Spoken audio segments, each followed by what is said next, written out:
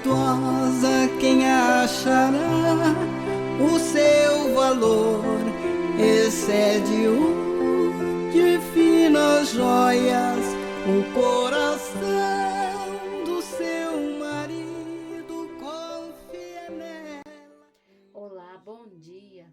Graças ao Senhor, estamos aqui mais uma vez juntas para desfrutar da palavra do Senhor, iniciando o programa Mães Amorosas com provérbios, palavra de sabedoria. O provérbio de hoje diz assim: pesada é a pedra e a areia é uma carga, mas a ira do insensato é mais pesada do que uma e outra. Provérbios 27:3. Temos como título hoje serenidade e paz de espírito. Certa vez, Jesus expulsou do templo vendedores de animais para sacrifícios e os cambistas devido ao zelo pela casa de Deus. Não é errado irar-se quando se trata de uma indignação justa, movida por um princípio divino e não por egoísmo. O problema é ser iracundo, isto é, tornar-se uma pessoa de palavras duras, rancorosas, explosiva e, portanto, insensata. O homem iracundo suscita contendas por onde passa. Caso realmente seja necessário irar-se por motivo justo, não deixe que a ira dure dias, semanas ou até anos. A ira deve cessar quando o sol se pôr no mesmo dia. Irai-vos e não pequeis. Não se ponha o sol sobre a vossa ira. Efésios 4:26. Para isso, peça ajuda ao Senhor e invoque seu nome. Ó Senhor Jesus! Ele lhe dará serenidade para não agir com insensatez e paz de espírito para que a ira não se torne em pesar. Amém? Até amanhã com mais provérbios, palavras de sabedoria. Bom dia, irmãs. Alimento diário. Série Vida e Edificação. Autoria: Pedro Dong. Leitura: Neide Soares Marques. Levantar antes de qualquer outra coisa. Faça uma Amadas irmãs, amados ouvintes, hoje estamos aqui com mais a leitura do Alimento Diário. A leitura bíblica é 1 Coríntios 15, 24, 26, Apocalipse 20, versículos 6, 8, 10 e 14. Vamos ler com oração. E será pregado este evangelho do reino por todo o mundo, para testemunho a todas as nações. Então virá o fim. Este versículo está em Mateus, capítulo 24, versículo 14.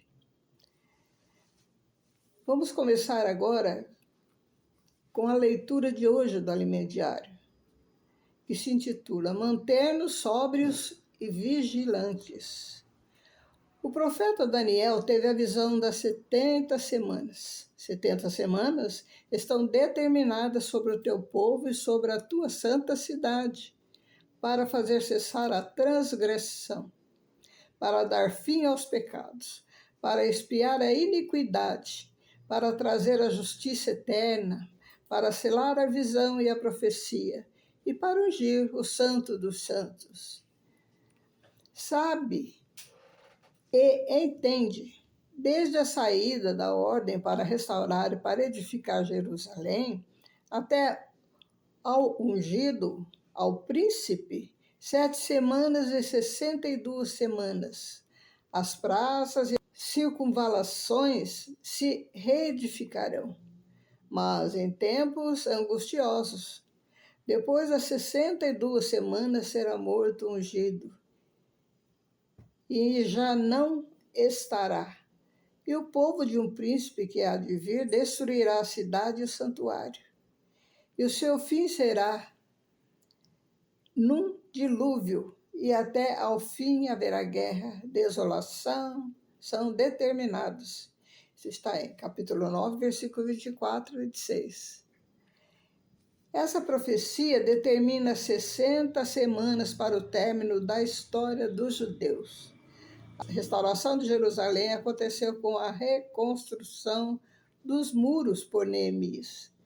O templo já havia sido restaurado, mas sem os muros a cidade não possuía governo.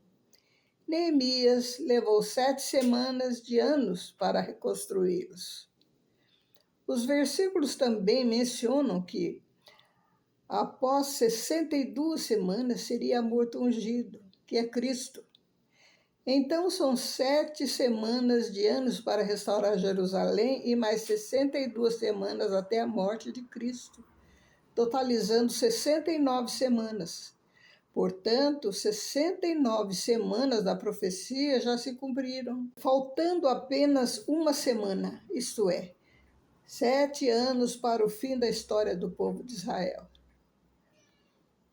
A morte de Cristo ocorreu no ano 29 depois de Cristo, mesmo ano em que a igreja surgiu.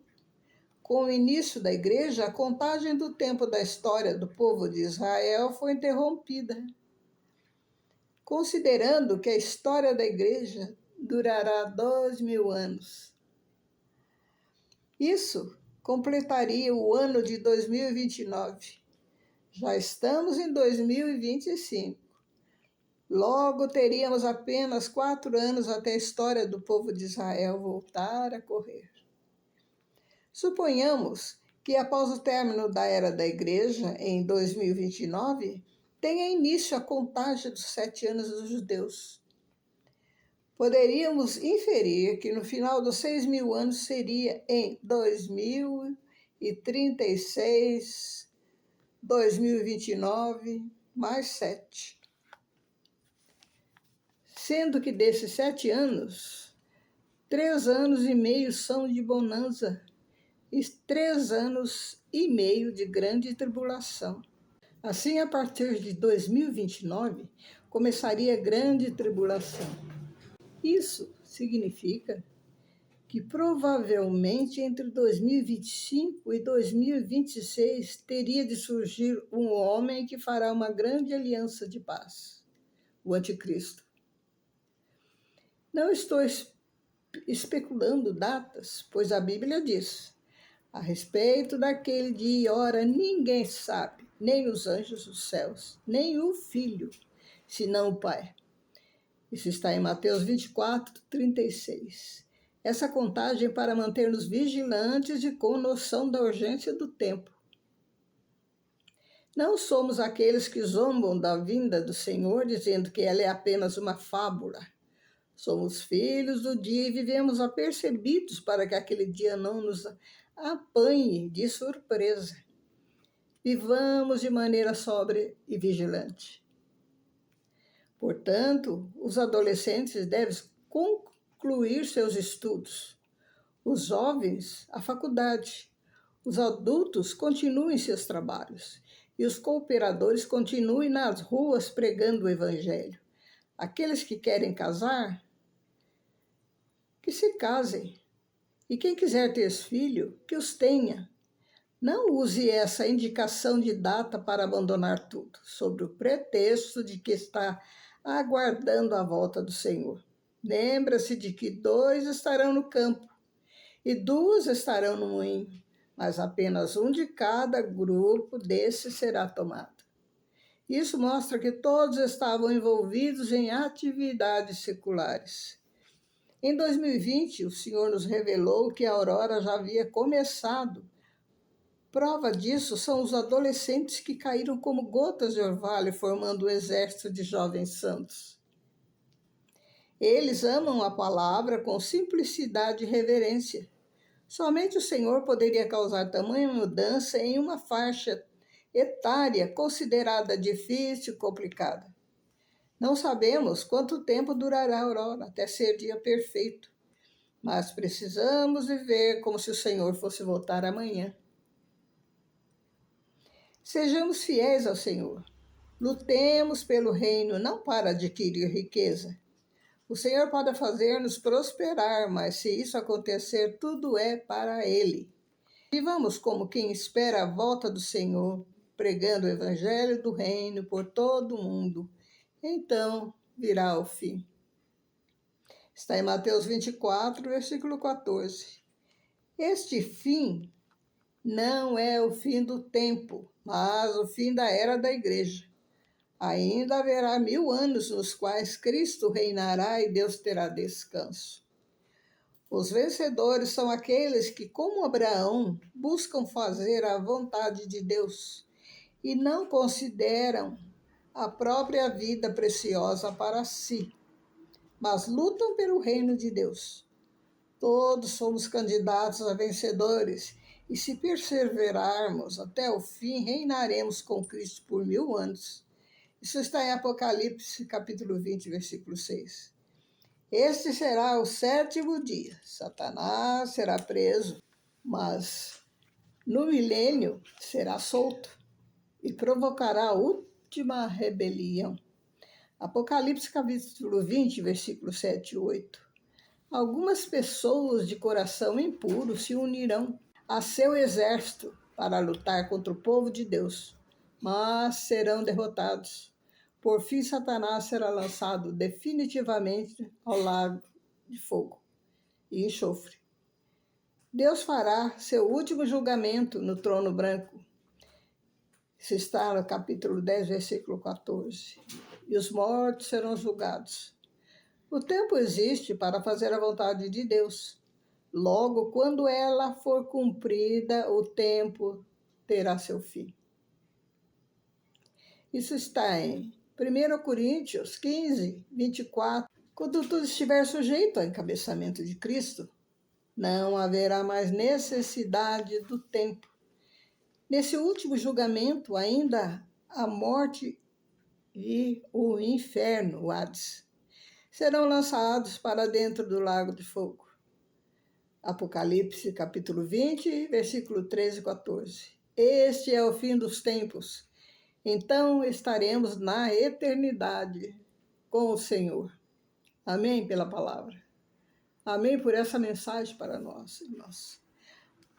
O que poderia ganhar de tudo que nós lemos nesse elemento diário? A minha luz foi: o profeta Daniel teve a visão de 70 semanas estarão determinadas sobre o teu povo e sobre a tua santa cidade, para fazer cessar a transgressão, para dar fim aos pecados. Essa é minha luz. Sim, Daniel teve essa visão. Essa visão foi escrita para que nós também pudéssemos estar cientes de tudo que irá acontecer. Direção é esta. A morte de Cristo ocorreu no ano 29 depois de Cristo, mesmo ano em que a igreja surgiu. Com o início da igreja, a contagem do tempo da história do povo de Israel foi interrompida. Então essa foi a data, né? Depois da morte de Cristo, do ano 29 depois de Cristo. Mesmo no ano em que a igreja surgiu. Nessa ocasião, a igreja surgiu. Senhor Jesus. Então, a contagem do tempo da história do povo de Israel foi interrompida. Aí começou a se contar a era da igreja. Aí surgiu a igreja. Louvado seja o Senhor. Agora, a minha admoestação. Lutemos pelo reino, não para adquirir riquezas. O Senhor pode fazer-nos prosperar. Mas, se isso acontecer, tudo é para Ele. Vivamos como? Vivamos como quem espera a volta do Senhor, pregando o evangelho do reino por todo o mundo, então virá o fim.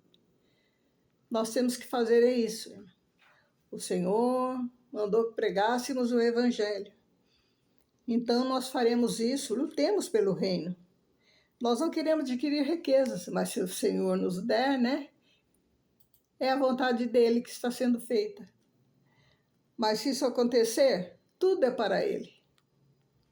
Vivamos quem espera a volta do Senhor, pregando o evangelho do reino por todo o mundo. então virá o fim. Amém. Amadas amigas, amados irmãos, que essas palavras possam estar encucadas em teu coração, em tua mente, em teu espírito. Amém, irmãs? Amém.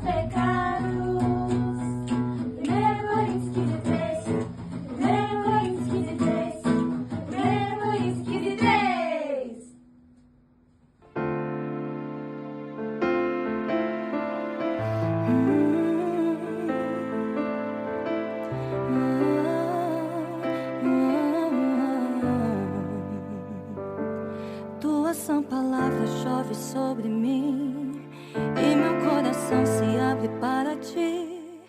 Bom dia, amadas irmãs. Jesus é nosso Senhor. Estamos aqui para dar continuidade à nossa leitura bíblica e quero fazer um pequeno resumo que me chocou bastante ontem.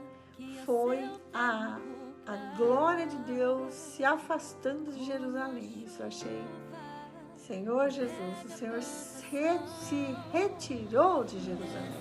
Capítulo 10 e 11, o Senhor fez questão de transportar em espírito Ezequiel e dar-lhe visões de tudo que estava acontecendo ali, das abominações que estavam sendo feitas ali em Jerusalém. Vimos uma cena muito triste, Os querubins acompanham essa saída do Senhor, Ele sai do Santo dos Santos, a nuvem enche o átrio, porque já é o átrio exterior, já está saindo já, A glória do Senhor subiu do meio da cidade e se pôs sobre o monte que está ao leste da cidade. Esse monte é o Monte das Oliveiras, onde o Senhor vai voltar ali, no Monte das Oliveiras. Então, amados, ontem nós vimos o Senhor abandonando o templo. O Senhor não está mais lá, o Senhor saiu do templo. E hoje, com a vinda de Cristo, hoje nós somos o templo do Senhor, Nós somos o santuário do Senhor, onde Ele habita. Muito cheio de detalhes, a visão de Ezequiel, E após ele ter visto a glória do Senhor se afastando ali, se afastando da cidade de Jerusalém, pousando no monte, então volta, Ele teve essa visão em espírito, então ele volta para a caldeia junto com os exilados. E conta tudo que ele viu para os judeus que estavam ali com ele. Senhor Jesus, muito obrigada por estarmos aqui nessa quarta-feira. Senhor, lendo a sua palavra, que o Senhor possa trazer muita luz para nós, muita direção, também possa nos trazer admoestação e possa nos trazer também muita força e energia, Senhor, porque nós precisamos dessa energia para servir o Senhor. Que essa palavra possa nos alimentar espiritualmente, Senhor, porque é a nossa espada para nós lutarmos contra o seu inimigo. e sua palavra ilumina o nosso caminho. Amém, Senhor Jesus. Muito bem, amadas irmãs, então vamos ler hoje o capítulo 12 e 13, começando com o título O Profeta Descreve o Cativeiro, versículo 1. A palavra do Senhor veio a mim dizendo: Filho do homem, você mora no meio da casa rebelde, que tem olhos para ver e não vê. Tem ouvidos para ouvir e não ouve. Porque é casa rebelde. Filho do homem, prepare a bagagem de exílio e durante o dia, à vista deles, vá para o exílio.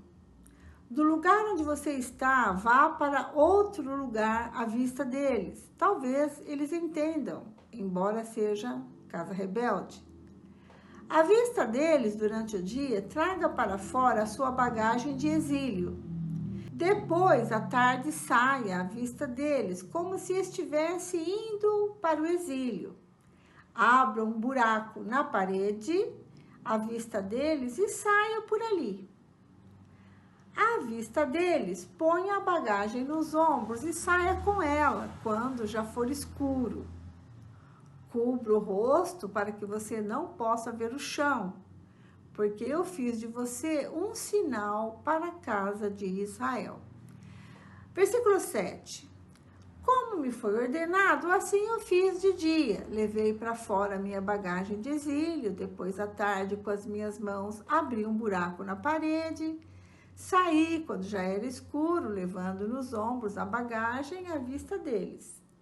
Pela manhã, a palavra do Senhor veio a mim dizendo: Filho do homem, a casa de Israel, aquela casa rebelde, não lhe perguntou o que você estava fazendo? Pois diga-lhes, assim diz o Senhor Deus. Esta sentença refere-se ao que governa em Jerusalém e a toda a casa de Israel que está no meio dela. Diga, eu sou um sinal para vocês. Como eu fiz, assim será feito com eles. Irão para o exílio, para o cativeiro. O príncipe que está no meio deles levará nos ombros a bagagem e no escuro sairá. Abrirá um buraco na parede para sair por ele. Cobrirá o rosto para que os seus olhos não vejam o chão. Também estenderei a minha rede sobre ele, será apanhado nas minhas malhas. Eu o levarei para a Babilônia, a terra dos caldeus, mas ele não haverá, ainda que venha a morrer ali. Espalharei aos quatro ventos todos os que para o ajudarem estão ao redor dele e todas as suas tropas. Irei atrás deles com a espada na mão. Saberão que eu sou o Senhor, quando eu os dispersar entre as nações e os espalhar por outras terras. Deixarei que alguns poucos escapem da espada, da fome e da peste, para que publiquem todas as suas coisas abomináveis entre as nações, para onde forem, e saberão que eu sou o Senhor. Então, a palavra do Senhor veio a mim, dizendo: Filho do homem, você comerá o seu pão com tremor e beberá a sua água com estremecimento e ansiedade. E você dirá ao povo da terra: assim diz o Senhor Deus, a respeito dos moradores de Jerusalém, na terra de Israel. Eles comerão o seu pão com ansiedade e beberão a sua água com espanto, porque a terra deles será despojada de tudo que contém, por causa da violência de todos que nela habitam. As cidades habitadas cairão em ruínas e a terra se tornará em desolação, e vocês saberão que eu sou o Senhor. Provérbios falsos a respeito da profecia verdadeira. A palavra do Senhor veio a mim dizendo: Filho do homem, que provérbio é esse que vocês têm na terra de Israel? Os dias passam e as profecias fracassam. Portanto, diga-lhes, assim diz o Senhor Deus, darei um basta neste provérbio, e ele não será mais usado em Israel. Mas diga-lhes, os dias vêm vindo e as profecias vão se cumprindo. Não haverá mais nenhuma profecia falsa, nem adivinhação lisonjeira no meio da casa de Israel, porque eu, o Senhor, falarei, e a palavra que eu falar se cumprirá, e não será adiada, porque falarei a palavra e a cumprirei, diz o Senhor Deus, enquanto vocês, que são casa rebelde, ainda estiverem vivos. A palavra do Senhor veio a mim dizendo: Filho do homem, eis que os da casa de Israel dizem: as visões que esse homem tem se referem a dias futuros, e as suas profecias tratam de tempos distantes. Portanto, diga-lhes, assim diz o Senhor Deus: nenhuma das minhas palavras será adiada, e a palavra que eu falar se cumprirá, diz o Senhor Deus. Profecia contra os falsos profetas, capítulo 13, versículo 1. A palavra do Senhor veio a mim, dizendo: Filho do homem, profetize contra os profetas de Israel, a esses que profetizam o que lhes vem do coração. Diga-lhe que ouçam a palavra do Senhor. Versículo 3. Assim diz o Senhor Deus: ai dos profetas insensatos, que seguem o seu próprio espírito, sem nada terem visto. Os seus profetas, ó Israel, são como raposas entre as ruínas. Vocês não foram consertar as brechas, nem fizeram muralhas para a casa de Israel, para que ela permaneça firme na batalha do dia do Senhor. As visões que eles tiveram são falsas, e as adivinhações são mentirosas. Dizem: o Senhor disse, quando o Senhor não os enviou. E ainda esperam que a palavra se cumpra? Não é fato que vocês tiveram visões falsas e anunciaram adivinhações mentirosas quando disseram: o Senhor diz, sendo que eu não disse nada? Versículo 8. Portanto, assim diz o Senhor Deus: como vocês anunciam falsidades e têm visões mentirosas, por isso eu estou contra vocês, diz o Senhor. Minha mão será contra os profetas que têm visões falsas e que adivinham mentiras. Não estarão no conselho do meu povo, não serão inscritos nos registros da casa de Israel, nem entrarão na terra de Israel. E vocês saberão que eu sou o Senhor Deus. Porque andam enganando, sim, enganando o meu povo, dizendo paz, quando não há paz. E quando se constrói uma parede sem argamassa, os profetas a cobrem com cal.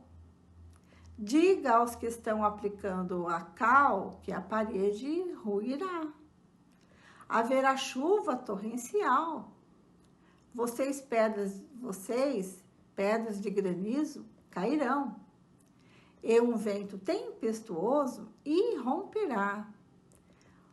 Quando a parede cair, certamente vão perguntar: onde está a cal com que vocês a caiaram? Portanto, assim diz o Senhor Deus: no meu furor, mandarei um vento tempestuoso, na minha ira haverá chuva torrencial, e na minha indignação, pedras de granizo para destruir. Derrubarei a parede que vocês cobriram com cal. Vou arrasá-la para que apareçam os seus alicerces. Quando a parede cair, vocês serão destruídos no meio dela e saberão que eu sou o Senhor. Assim cumprirei o meu furor contra a parede e contra os que cobriram com cal. E direi a vocês: já não existe a parede, como também não existem aqueles que a cobriram de cal.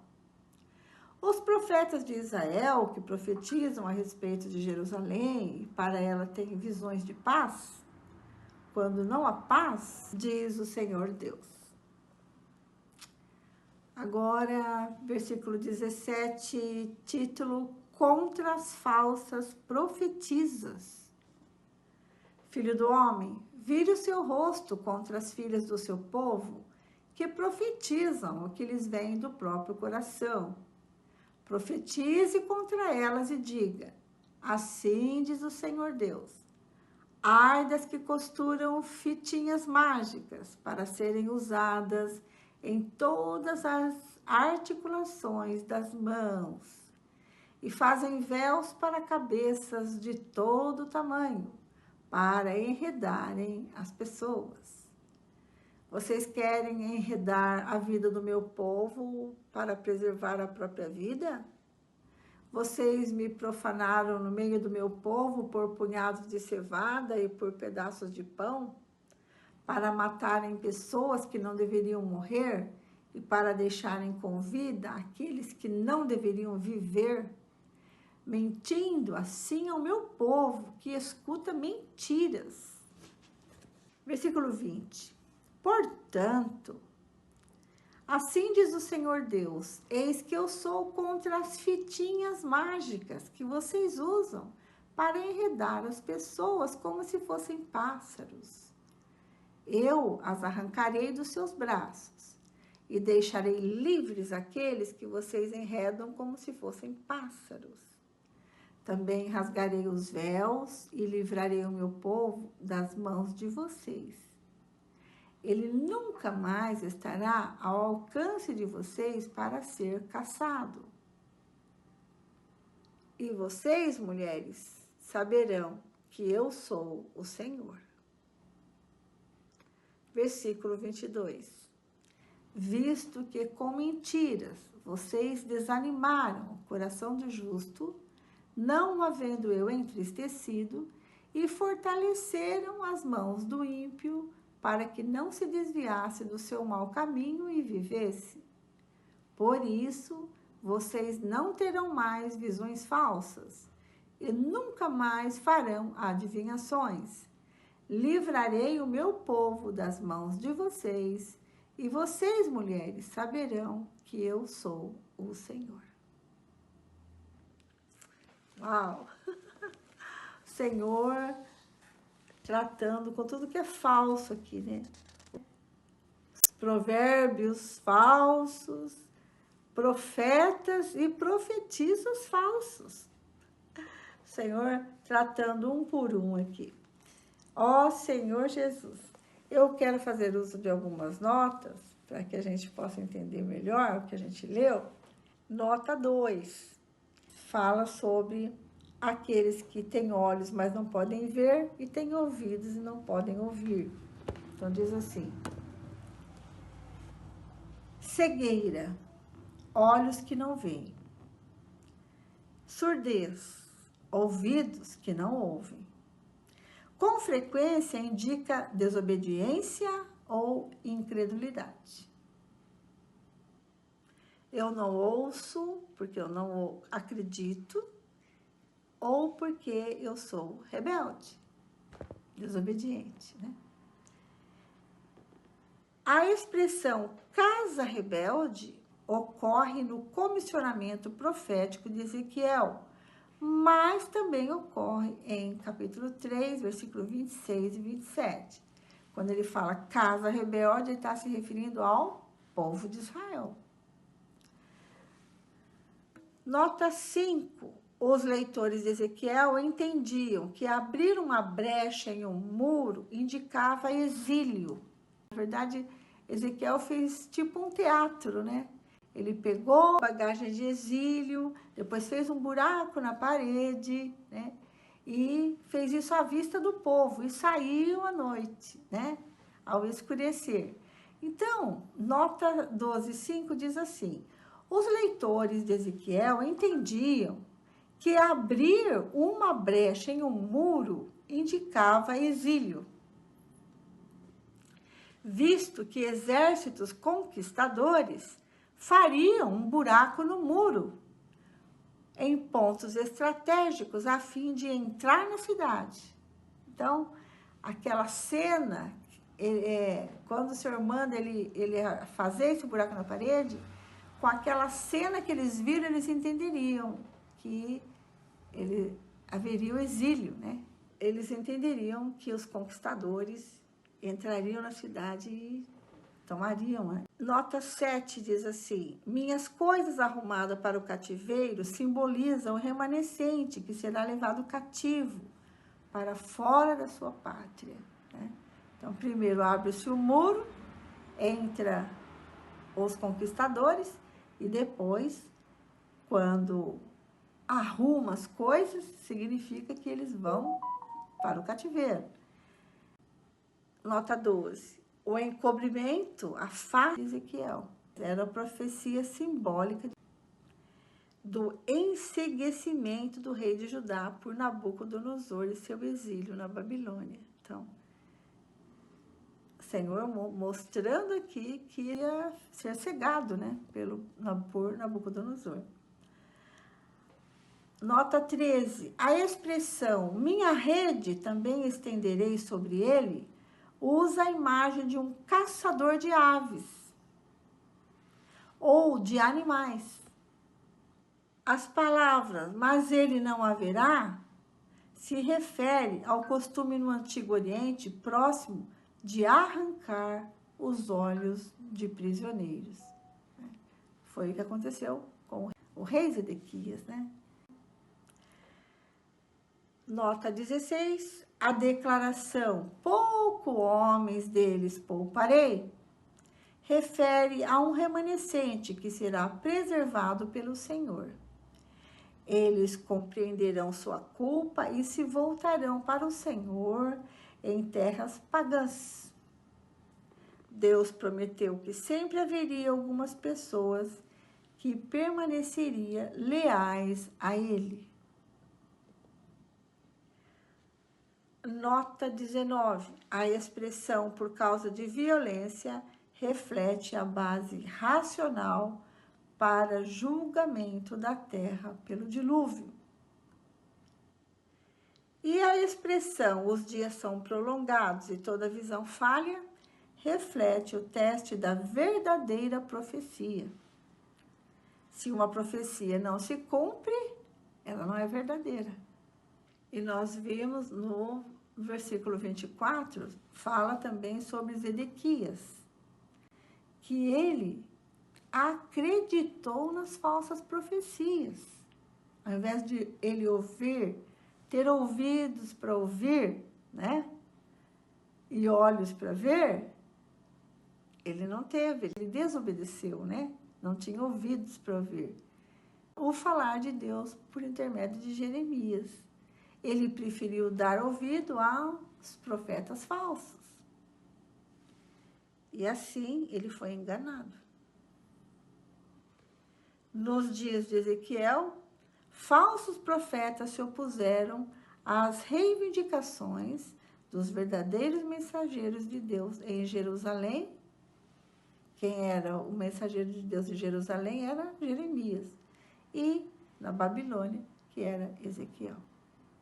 No capítulo 13, versículo 10, fala de uma parede sem reboco, né, que passa um cal ali. Então, dá uma aparência de que ela está acabada, né, mas ela não está, só tem um cal, só tem a aparência ali.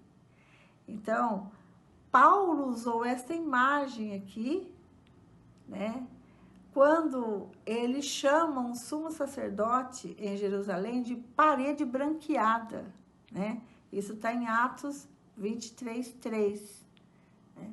Ele tem a aparência de que está terminado, mas não está. Né? Então, o Senhor iria derrubar aquele cal e todo mundo ia ver que aquela parede não estava terminada. Com respeito às mulheres, que o Senhor chama a atenção das mulheres, das profetisas falsas, nota 13 e 17 diz que as mulheres, no versículo 18, né, praticavam magia em Jerusalém e também na Babilônia.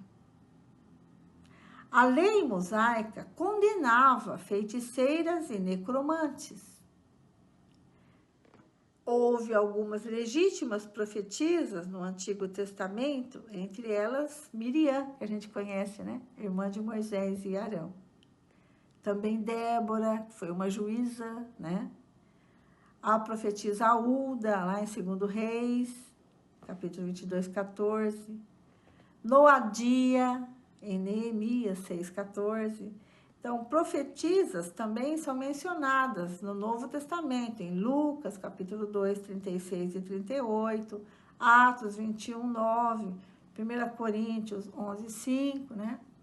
Então, as filhas de Filipe, né, que profetizavam, e eram profetisas verdadeiras. Agora, essas aqui, né, feiticeiras, adivinhadoras, eram profetisas falsas. E Deus dará fim às falsas divinas adivinhadoras, né? Interessante que no exílio também tinha falsos profetas, né? Nota 23 diz assim: houve falsos profetas tanto no exílio como em Jerusalém. Profetas impostores tentaram opor-se aos profetas de Deus que anunciavam o julgamento vindouro. Os falsos profetas eram motivados pelo próprio interesse. O cristão deve testar os espíritos e examinar todas as coisas à luz das Escrituras. Senhor Jesus. Então, o Senhor vai expor todas essas coisas aqui e vai julgar todas elas. Ficamos por aqui, irmãs. Amanhã tem mais. E a gente vai estar aguardando vocês aqui. Quinta-feira tem mais Ezequiel para vocês. Agora, vamos ficar com a irmã Lene, com Salmos, Provérbios e o livro de Hebreus. Até amanhã, se Deus quiser. Deus abençoe vocês. Tchau, tchau. Bom dia, irmã Vera. Continuando com a leitura bíblica, vamos ler Salmos, capítulo 105, versículo 37 a 45. Vamos terminar esse capítulo hoje. E Provérbios, capítulo 27, versículo 3. E a carta aos Hebreus, capítulo 7. Iniciando a leitura com Salmos, que fala assim: Então, Deus fez sair o seu povo com prata e ouro, e entre as suas tribos não havia um só inválido. O Egito se alegrou quando eles saíram, porque lhe tinham infiltrado terror. Deus estendeu uma nuvem que lhe servisse de toldo e um fogo para os iluminar de noite.